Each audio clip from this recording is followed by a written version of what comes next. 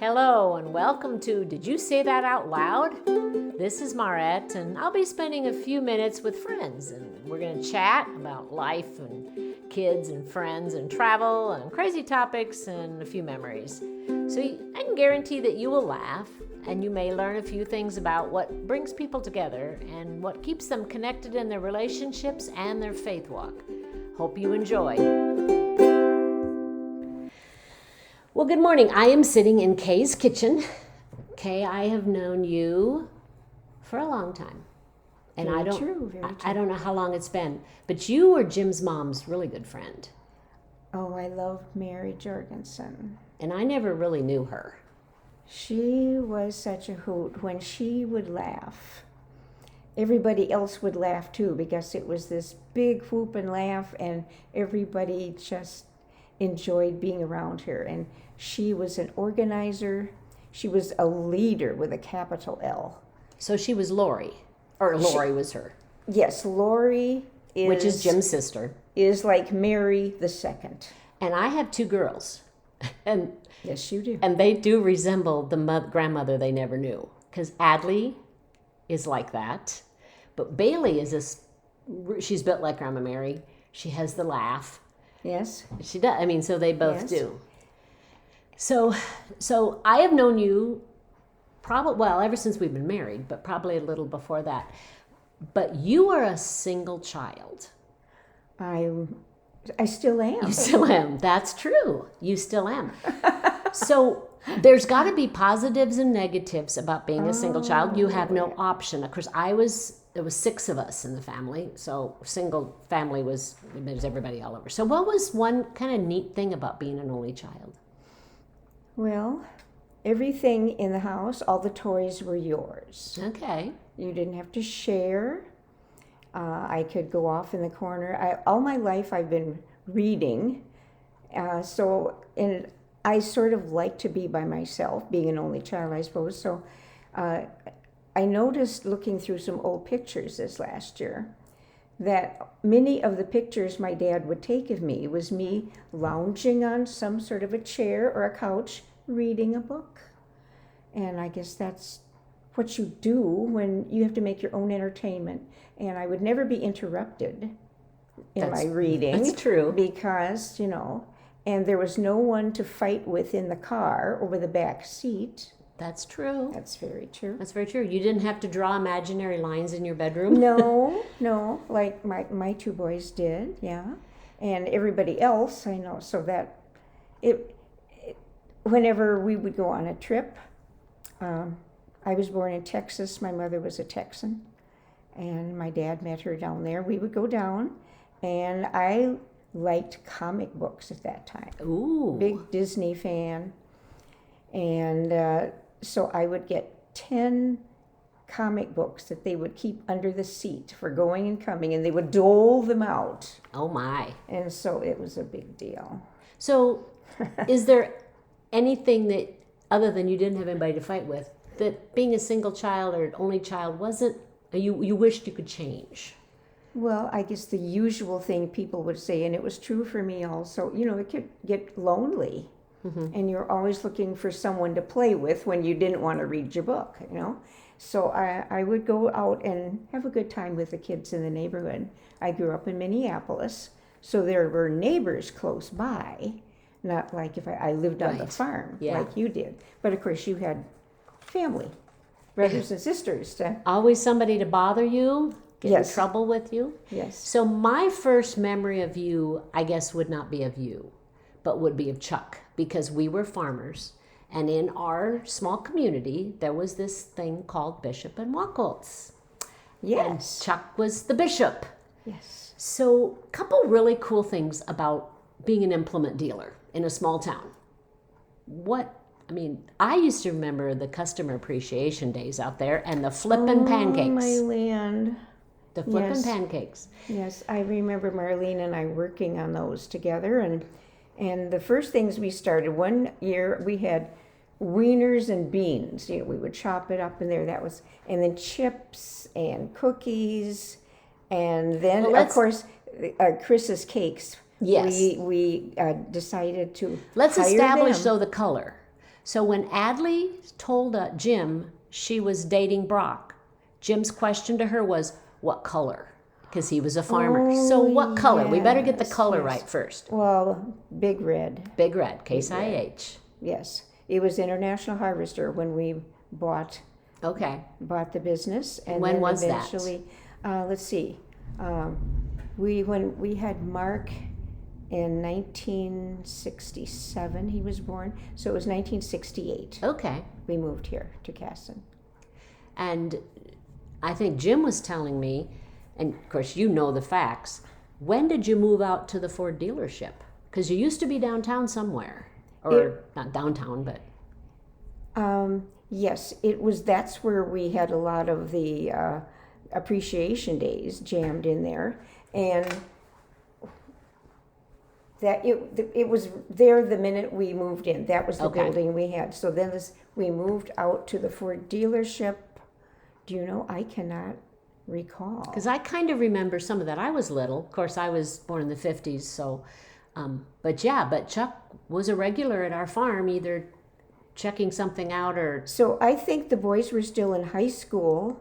You know, we still had it then. And then after that, when Ford built the building out there and they just didn't survive, we needed the space. Because, you know, there we were on that little lot. Little And tiny so- corner lot. Yes, and so we were over by the post office. We owned that land, and here and there, and we were having our machines all over town, and it was getting ridiculous, and there wasn't room enough for the guys out working in Well, and the repairs. and the equipment was getting bigger. Oh yeah, You know, I grew up So with big. 620, 720 narrow-wheeled little John Deeres, and now the things that Jim drives. I mean, the big. I don't even know what number it is, but it's a four-wheeler and it's huge. I mean, it could is. drive over that it little is huge. 6, 720. It is huge, yeah. And you're mentioning all these numbers. Well, being the city girl, when I moved here, I hardly knew a tractor from a combine. So Lots and of then education. People say, "Oh, well, I bet you were down there helping Chuck. You were working at the dealership." And no, I have to say no. Really, you know, I wouldn't have any skills down there to be able to help them. And Well, we had a that's- great bookkeeper anyway, in Ruthie, so they sure didn't need me down there. Yeah, and our son-in-law is mostly green, which would be John Deere. So we go out to the case dealer and we get calendars and we take down to him and we buy the little boy. And do you go and eat the food when they have the open houses then? The last Even couple, though you're green? even though we buy a lot. We're more red than green. We are much more red that's than green. good. Oh, We I'm- have red combine, red big side. Yeah, we have I think we only have 2 green now, maybe only 1. And then Jim bought me Oh, wonderful. a couple years ago a Mahindra.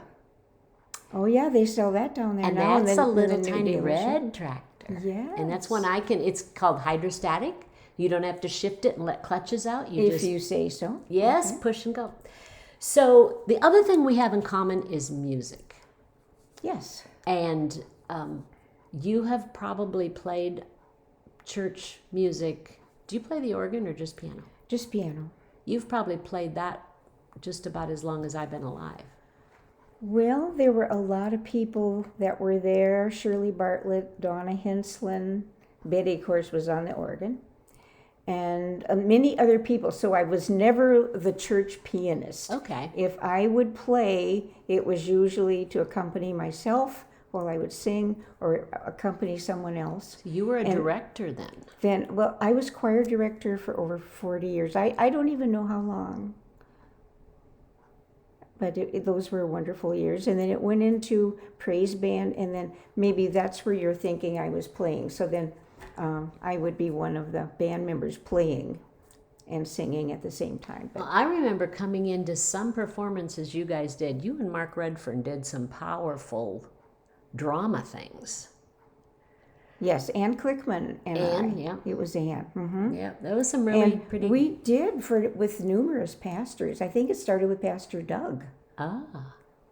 And then when Pastor Steve became Jesus during some of the dramas we did, that's when we sort of hit our stride there. And we would have the performances for Saturday night and Sunday night.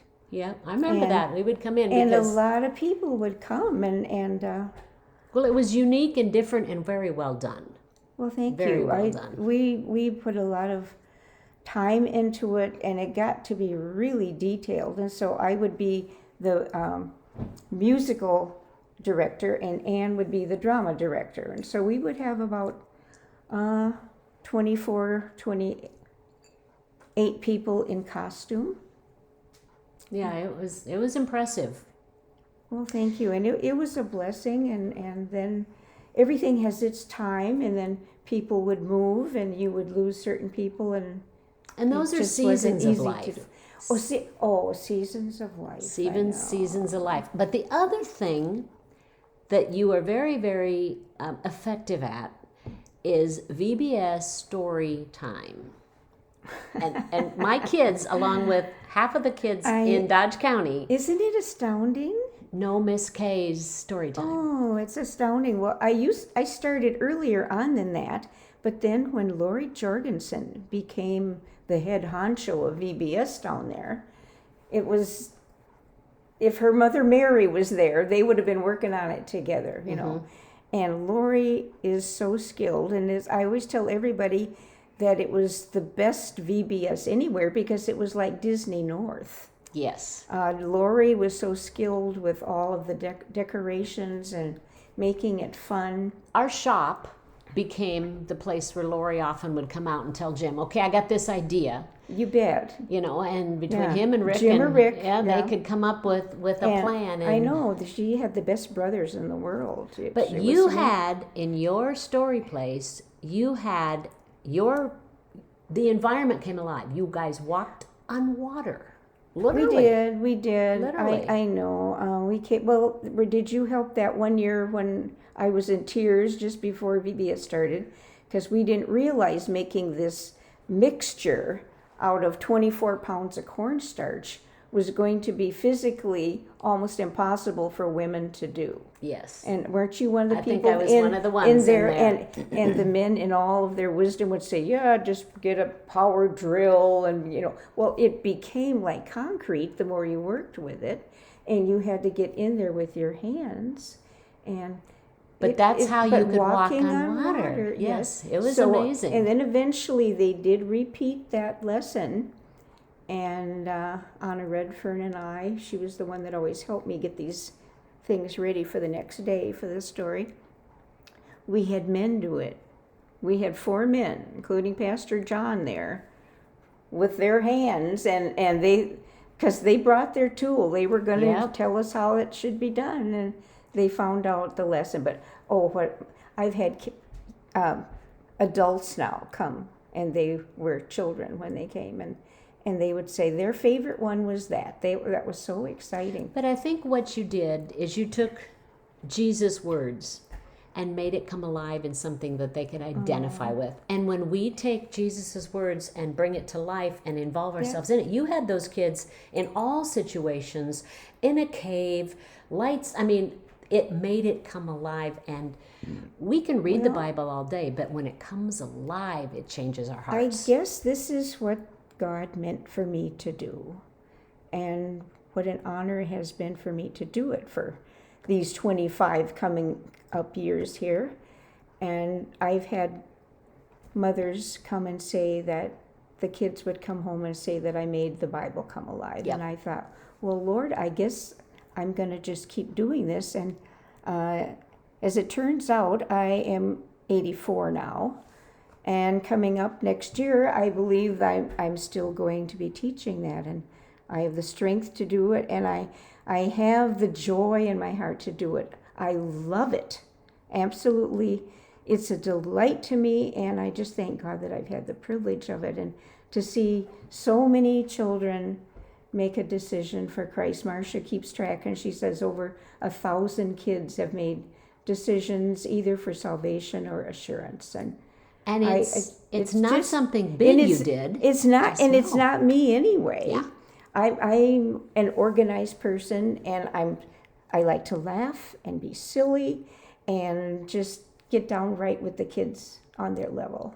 Well, and fact that you love them is not lost. I It's not love lost them on so, them. I know. And not having grandkids of my own, so I have hundreds of grandchildren. Adopted. Yep. Adopted grandchildren, heart grandchildren. Yep. Yeah. Yep. And this year they are going to try, I think maybe it's this Jonah story again, and we did it twice before, where we have this giant big fish in the middle of the room that we blow up with this hideous fan that I have downstairs. Somehow I kept it, and I would love to throw it away, but I keep thinking, what if we need What it if for we need it another again? fish? And I don't know if Anna and I have the strength to do it, but let's just hope all the leaders can crawl inside if that's what Yes. we're supposed to do. I don't know. But Well, this has been a wonderful visit, and thank you for sharing your heart. well, thank you very much. I appreciate that.